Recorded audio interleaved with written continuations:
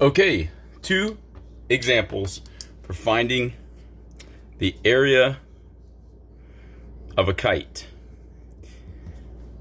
A simple and a tricky. So here's the simple case.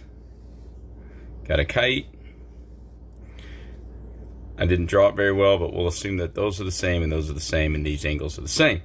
And diagonals are given. And let's say A, B, C, D with segment AC equal to, I don't know, 15. And segment DC equal to 8. Okay, so the easiest approach is you could treat it like two triangles. Look for a composite shape. And we know that the triangle is 1/2 base times height. Where the base of this triangle, you kind of got to turn it this way to see it. The base of this triangle, AC, is 15. So I'll have 15. And the height is not 8. No, 8 is all the way across. So halfway across, again, not to scale, bad drawing. But halfway across, then, that's going to make this height 4. So the height is 4. All right, times a half. All right, so that makes 30. 15 times 4 times a half is 30. So the area of this shaded region is 30. And there's two of them. Identical. So you could do that times 2. Now, some of you may already see, it is the same as if I had just done 8 times 15. Basically the length times the width of the two diagonals. And yep, it is. Sure is. But let's look at a tougher case. And this is like the one that's online. Again, we'll draw this kite.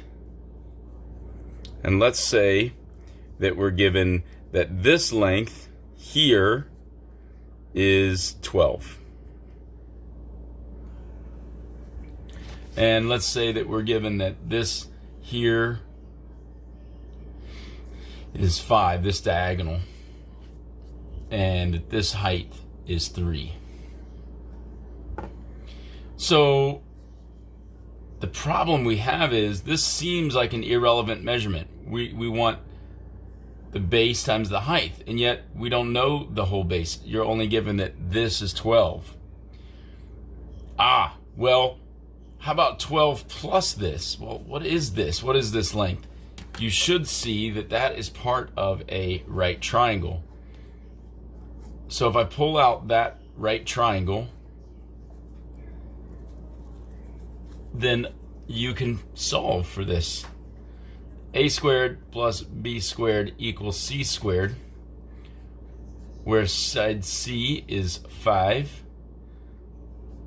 The short leg can be 3, and this unknown leg. 3 squared is 9. 5 squared is 25.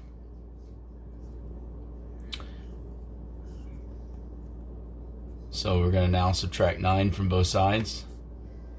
We get 16 is equal to A squared. Therefore, when I square root both sides,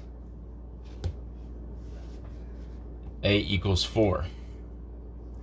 So this length was 4. That means this entire length we now know is 12 plus 4, or 16. So now I can say 16 for the base times a height of 3 times a half if I want this whole triangle. But as I just talked about in the previous example, I'm going to double it anyway. So a half times 2, that all just cancels out. We can basically do base times height here. So little traditional math, 3 times 6, 18. 3 times 1 is 3, plus 1 is 4. So 48. The area of this is 48. So why was this tricky? Let's go back again to the way it was set up at first. Is we had our diagonals, and this was labeled as 12, but it was referring to from this point to this point being 12. That was unknown. You were given a diagonal that looked like, why would you even need that? And this height. But we needed that because it became the hypotenuse of this mini triangle. So that is hopefully helpful to some of you. All right, thanks.